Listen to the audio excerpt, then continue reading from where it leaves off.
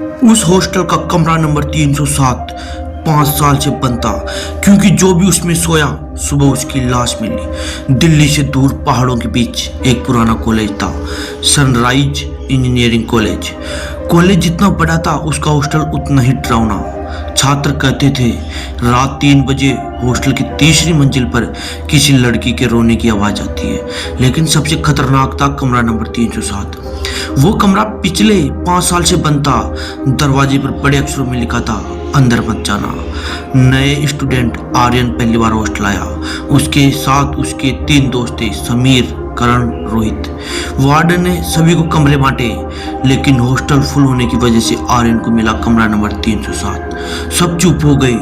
Warden डरते हुए बोला, अगर रात को कोई दरवाजा खटखटाए तो मत खोलना। रात 1 बजे पूरा हॉस्टल शांत था।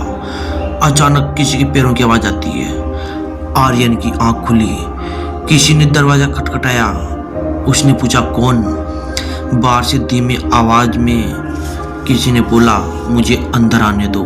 आर्यन डर गया। उसे वार्डन की बात याद आई, लेकिन तभी रोने की आवाज आने लगी। उसने धीरे से दरवाजा खोला। बाहर कोई नहीं था, सिर्फ गीले पैरों के निशान जो खुद ब खुद कमरे के अंदर आ रहे थे।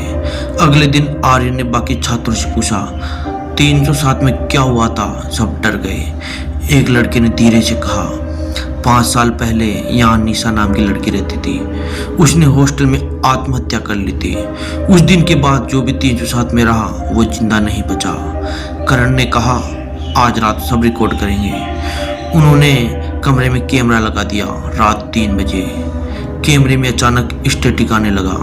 फिर स्क्रीन पर एक लड़की दिखाई दी, सफेद यूनिफॉर्म में, झुका हुआ सिर, लंबे बाल। वो धीरे धीरे आर्यन के बिस्तर के पास आ रही थी, लेकिन असली डरता हुआ जब कैमरे में आर्यन सो रहा था और लड़की उसके कान में कुछ बोल रही थी। अचानक रोहित जोर से चिल्लाया। सब उसके कमरे में भागे। कमरा अंदर से बंद था। दरवाजा तोड़ा गया तो रोहित दीवार पर उल्टा लटका हुआ था। उसकी आंखें खुली थी और दीवार पर खून से लिखा था, 307 छोड़ दो। पूरा हॉस्टल डर गया। अब हर रात हॉस्टल में अजीब चीजें होने लगी। बाथरूम के शीशे पर अपने आप लिखना, खाली गलियारों में लड़की की हंसी, रात को पायल की आवाज, बंद कमरों से रोने की आवाज। आर्यन को महसूस होने लगा कोई उसे हर समय देख रहा है। आर्यन को लाइब्रेरी में पुरानी फाइल मिली। उसमें लिखा था, निशा कॉलेज की सबसे होशियार लड़की थी, लेकिन कुछ लड़कों ने उसे बदनाम किया। पूरे हॉस्टल ने उसका मजाक उड़ाया और एक रात उसने 307 में फांसी लगा ली।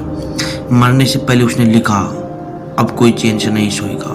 उस रात बिजली चली गई। पूरा हॉस्टल अंधेरे में डूब गया। अचानक तीसरी मंजिल से लड़की के गाने की आवाज आई, धीमी डरावनी। आर्यन और समीर टॉर्च लेकर ऊपर गए। गलियारे के आखिर में निशा खड़ी थी, जिसका सिर उल्टा घूम गया। आंखों से खून बह रहा था और उसके पैर जमीन से ऊपर थे। वो धीरे धीरे हवा में उड़ते हुए उनकी तरफ आने लगी। समीर भागने लगा, लेकिन अचानक दीवार के अंदर खिंच गया। उसकी चीख पूरे हॉस्टल में गूंजने लगी। आर्यन अकेला रह गया। निशा उसके सामने आकर बोली, तुम भी सब जैसी हो। आर्यन रोते हुए बोला, मैंने तुम्हारा कुछ नहीं बिगाड़ा। तभी निशा शांत हो गई। उसने कहा, मुझे इंसाफ चाहिए। अगले दिन आर्यन ने पूरी सच्चाई कॉलेज के सबके सामने रखी। जिन लड़कों ने निशा को परेशान किया था उन्हें गिरफ्तार कर लिया गया।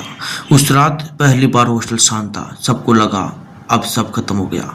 लेकिन रात 3 बजे वार्डन के फ़ोन पर एक फ़ोटो आई।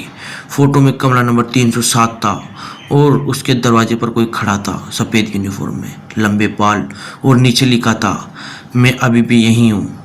अगर आपको हॉस्टल में रात 3 बजे कोई दरवाज़ा खटखटाए तो क्या आप खोलेंगे?